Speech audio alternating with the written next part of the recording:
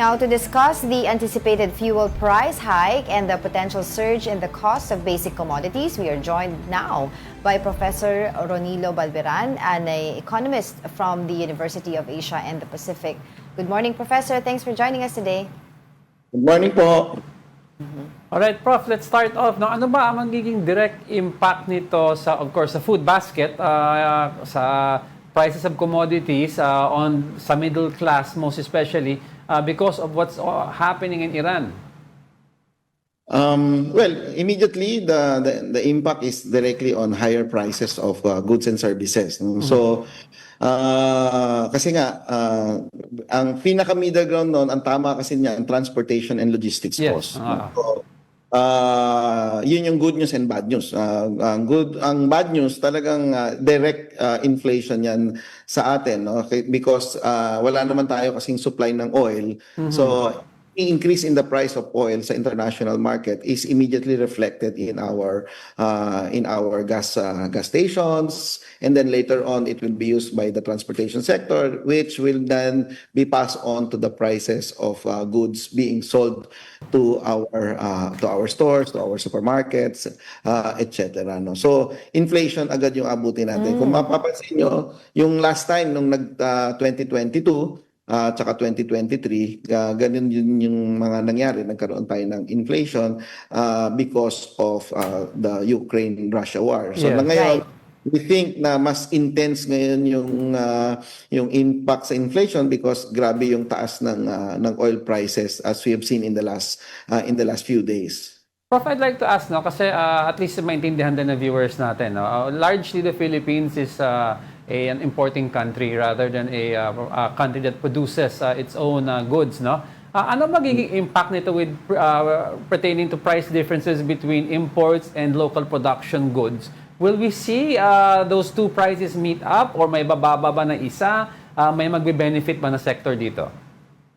Because kasi international problem po ito no. So kung international problem to, all the prices of goods and services will practically go up, no. So unless yung ibang countries will try to subsidize what they are actually exporting, but why would they do that, no? So when parang lahat tayo dito damay no. So I think there's no escaping the reality that all the prices will go up. Ang pinag-uusapan na lang natin dito is by how much and by how long. No? Yun po natin.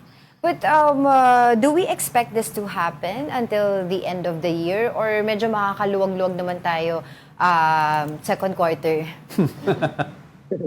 Alam niyo, tinitingnan ko yung there's a website called Global Policy Uncertainty Index, no?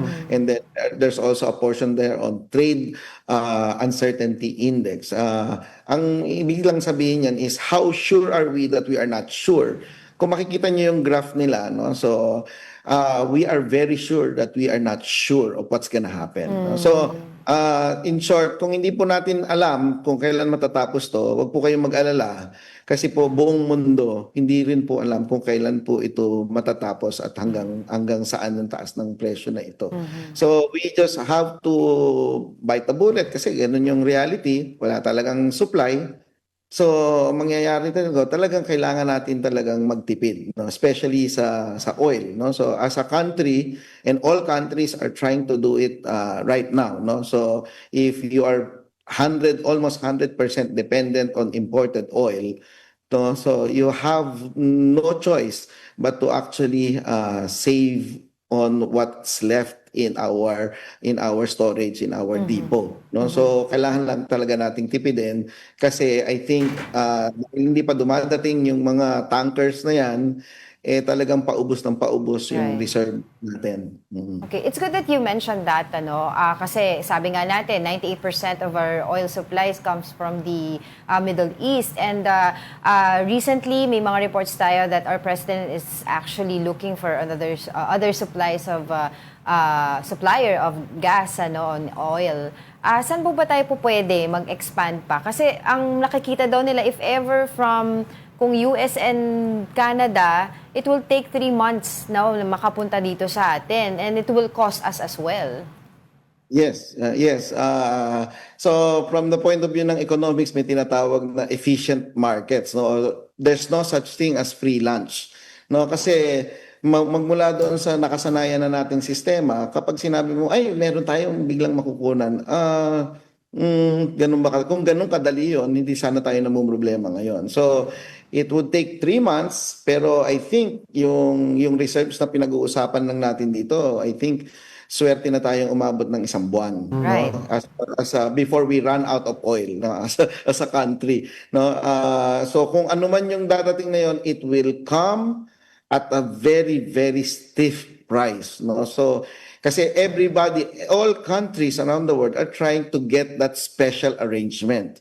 So would you think na makukuha natin yan with a cheaper or at least at the same arrangement that we had before? Hindi, no? So it will come at a very, very stiff price, high price, bago natin makuha yung special supply na yon, and it will come 2 to 3 months after. So whether mayaman ka o mahirap ka, pag naubusan tayong ng bansa, ganun lang yun. Hintayin lang natin yung, siguro, dumating yung 3 months na yon, na most likely napakamahal kung hindi makagusto in the next, siguro, 2 to 3 weeks. No? So, yun yung medyo, in a way, nakakatakot. Pero ipagdarasal na lang natin na mag-hold ang tinatawag na law of supply ng basic economics natin. Oo. That lower the price, higher supply. So, sa ganyang kataas na presyo, pag nag-150 hanggang maging $200 per barrel, someone somewhere innovative and very genius will find a way to actually increase the supply of oil for everybody. Because if the law of supply will kick in at the right price, no? So there's a price that will unleash or unlock Right. that extra supply for all of us. Well, we will continue to get in touch with you dahil I'm sure mahaba-habang usapan po ito. But for the meantime, maraming salamat po sa iyong oras, sa Professor Ronilo Balberanan, economist from the University of the Asia and the Pacific. Good morning, Professor. Thank you for joining us. Maraming salamat po.